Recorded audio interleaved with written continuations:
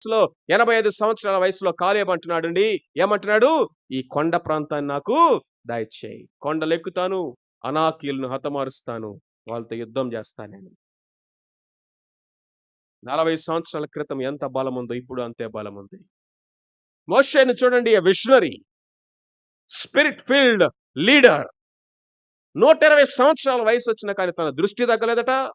తన కాళ్ళ సత్తువ తగ్గలేదట. తన యొక్క వేసుకున్న బట్టలు మాయలేదట. ఏమి తెలియజేస్తాం తెలుసా? Untiring desire for more. For more. ప్రభువా, నా సరిహద్దులను విశాలపరచు. ఈ లోకములో మనకి ఇలాంటి అసంతృప్తే నిజమైన తృప్తి. ఇది సీక్రెట్, గుర్తుపెట్టుకోండి. ఈ విధమైనటువంటి పరిశుద్ధమైనటువంటి అసంతృప్తి కలిగి జీవించటమే నిజమైన తృప్తి.